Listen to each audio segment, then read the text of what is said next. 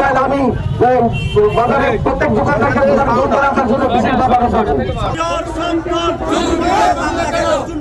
কিছু হলে চলবে আগুন ঘরে ঘরে কিছু হলে চলবে আগুন ঘরে ঘরে মামলা এখন আমার টাকা 7 লাখ আমার মামলা হবে হবে না।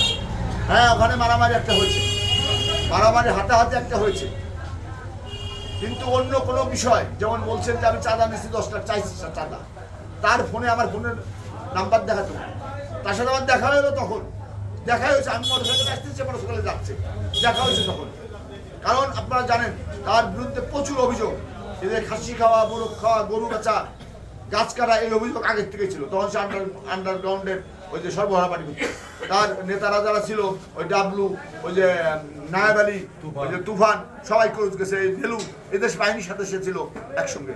সে জৌপুরা ফেরিঘাটে লুট করছে, অস্ত্র লুট করে সেই মামলা তার 14 বছরের সাজা হয়েছে।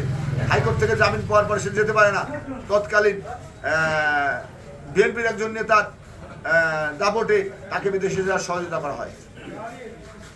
আজ সে আমার বিরুদ্ধে এখন আবার মিথ্যা মামলা শুরু করছে। আমার কথা এটা না, মামলা আমি 10 টাকায় 48টা আমেরিকা মামলা খাইছি, আরো 10টা মামলা খাই, কিন্তু সত্য মামলা আমার খেতে হবে।